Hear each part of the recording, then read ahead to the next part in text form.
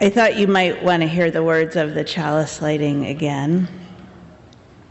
I'm so grateful to this child of our congregation who wrote them and didn't want to be named, but also understood that we needed to hear them. I'm a light shining in the darkness. I wonder why we don't know. I hear music flowing around me. I want to have the answers. I imagine lots of things. I am somebody that helps. I pretend that I know what to do. I feel the smooth surface of the keyboard. I think one small move makes a big difference. I worry that the world won't last forever. I am a shaper of words. I understand that everyone is different. I see the poem coming to life. I dream about no more conflict. I will try my best. I hope that someday everyone feels like they belong. I am me. In contrast to the shimmering words of this child who already understands that everyone is different, who dreams about no more conflict and hopes that someday everyone feels like they belong, the news outside these walls is terrible. I don't need to tell you this. I suspect it is why some of you are here.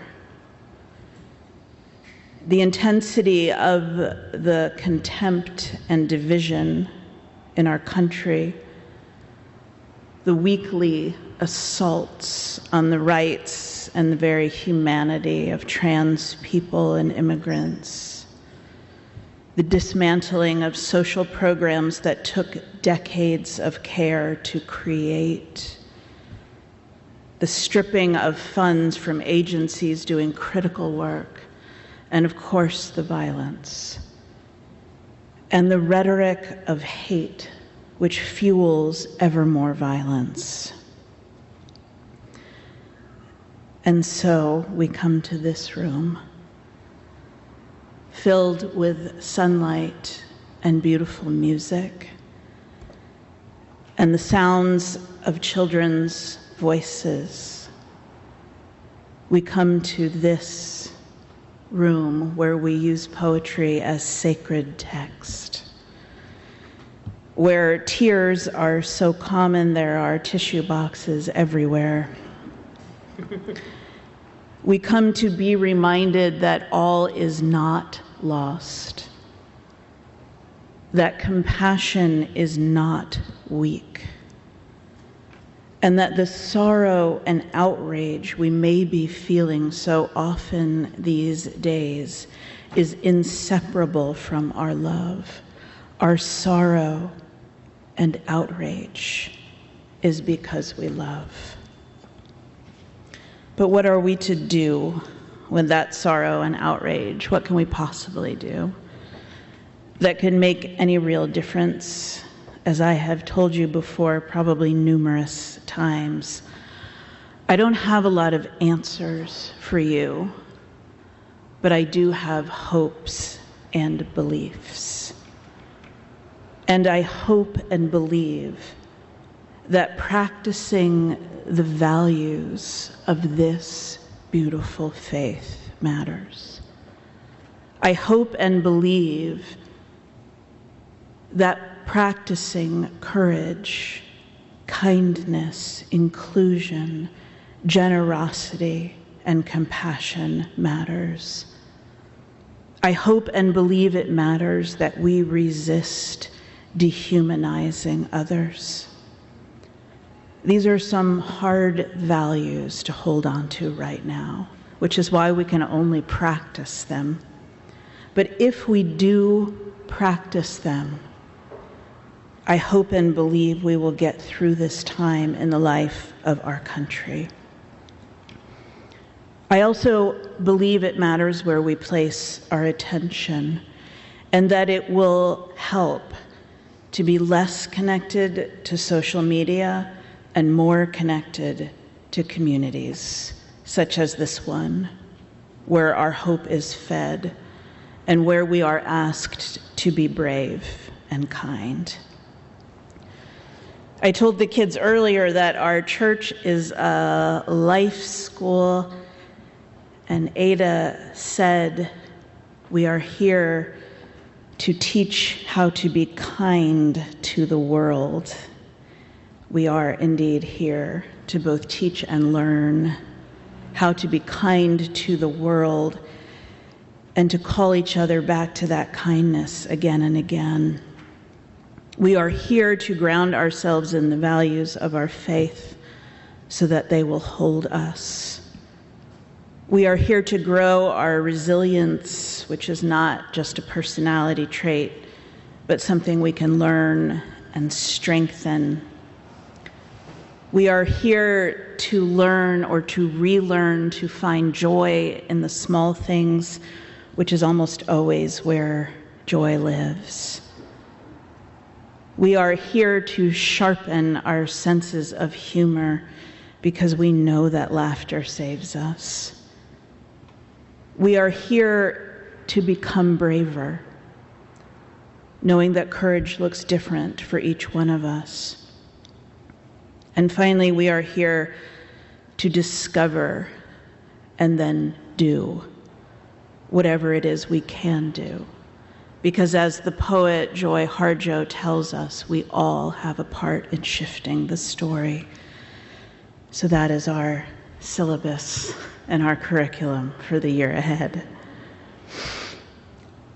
What I want you to hear and remember this morning is that we are not powerless. We are not powerless, either as a community or as individuals. Our power is greater, of course, when we come together. And there are things we do here as a community that we will keep doing that are not possible alone. Together, we send truckloads of clothing into Boston for those who are unhoused. Together, we prepare hundreds of bag lunches for people living in area shelters. Together, we have sent thousands of dollars worth of computer equipment and essential health supplies and things to make art and yarn for knitting to Ukrainians living under the shadow of war. Together, we give out thousands of dollars of gas and grocery cards every year to anyone who needs them. We collect vast piles of holiday presents for families, hundreds of pounds of food for the local food pantry. Members of this community bring hope into the Shirley Medium Prison and to newly arrived refugee families in Lowell. And none of these things could happen without the strength of a community behind them. But we are not powerless as individuals either, though I know many of us feel that way a lot of the time.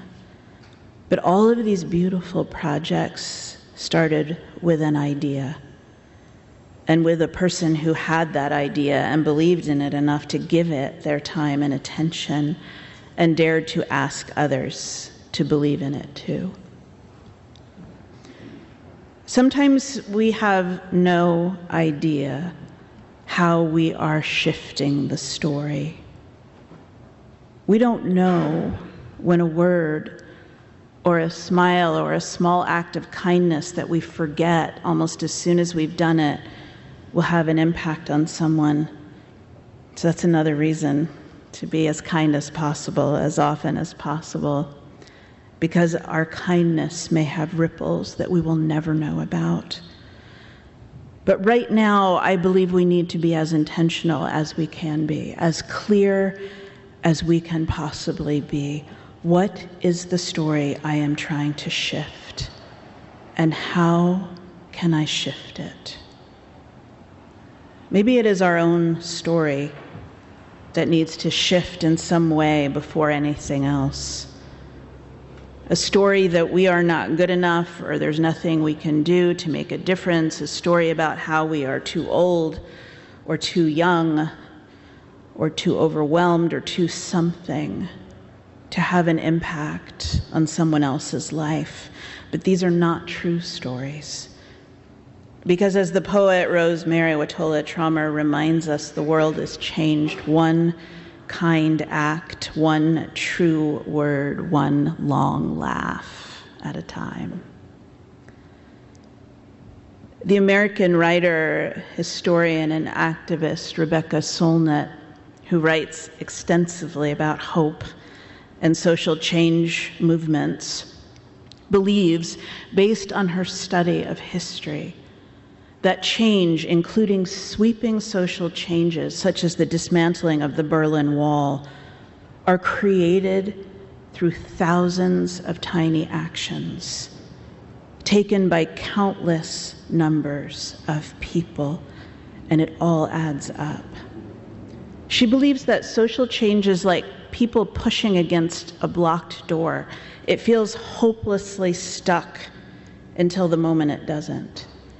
And we cannot predict when that moment will be, when the exact right number of people pushing with the exact right amount of strength will change everything.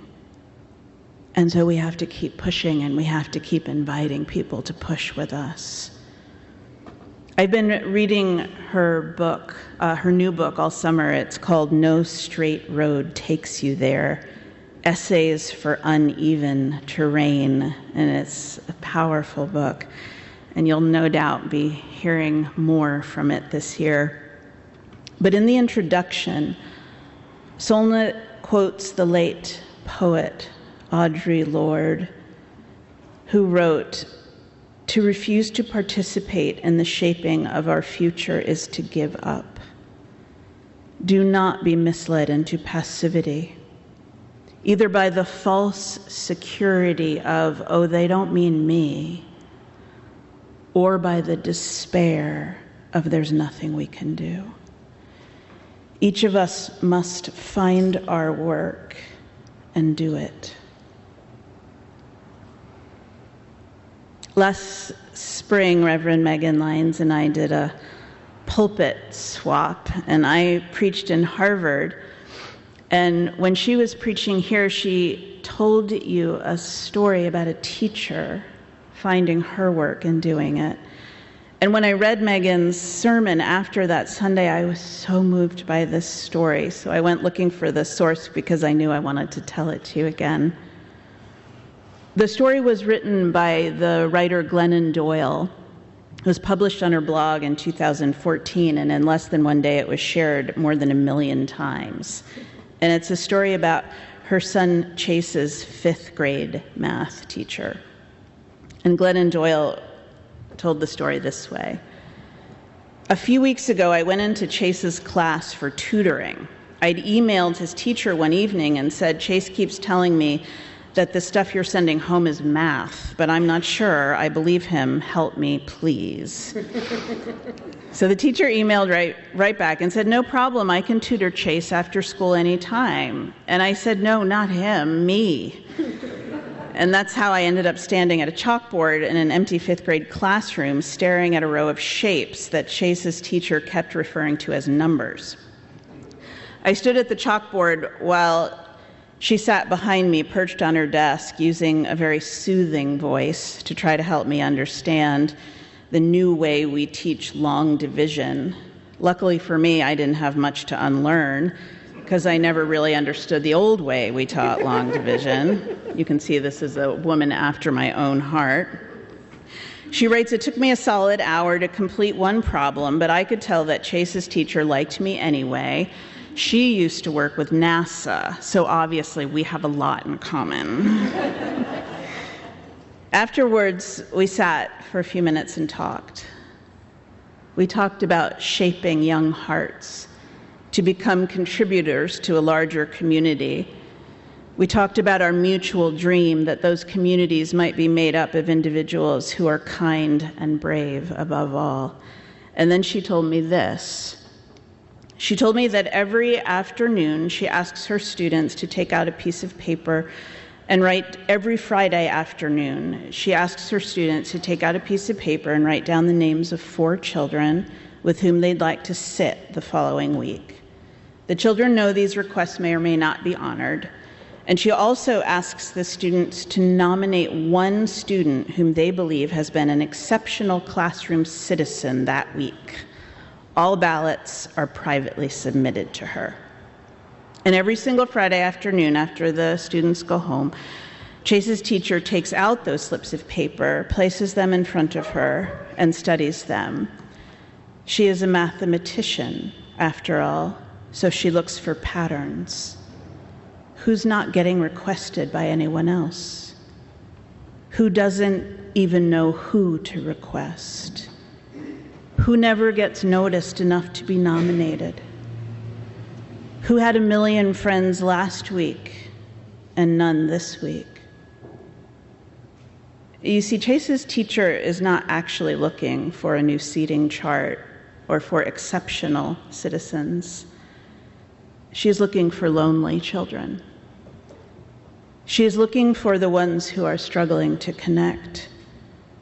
She's identifying the ones who are falling through the cracks. She is discovering those whose gifts are going unnoticed. And she's pinning down right away who's being bullied and who's doing the bullying. Glennon Doyle writes, as a teacher and a parent and a lover of children, I think this is the most brilliant love ninja strategy I've ever encountered. It's like taking an X-ray of a classroom to see beneath the surface and into the hearts of the students. It's like mining for gold. The gold being those little ones who need a little help. And it's a bully deterrent because every single teacher knows that bullying happens outside of her eye shot and that kids being bullied are often too intimidated to share. But as she said, the truth comes out on those safe, private little sheets of paper. As Chase's teacher explained this simple, ingenious idea, I stared at her with my mouth hanging open and asked, "How long have you been using this system?" "Ever since Columbine," she said.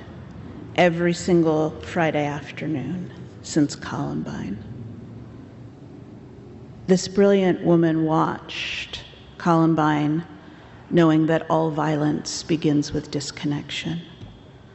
All outward violence begins as inner loneliness.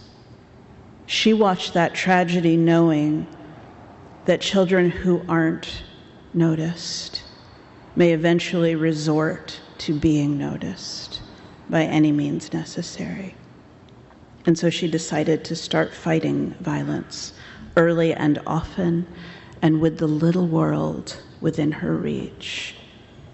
What Chase's teacher is doing when she sits in her empty classroom on Friday afternoons studying those lists written with shaky 11-year-old hands is saving lives. Chase's teacher retires this year, and what a way to spend a life looking for patterns of loneliness and love and stepping in every single day and altering the trajectory of our world. What this story reminds me is that in the end, everything comes down to love, even math. And it is our work to decide what is ours to do,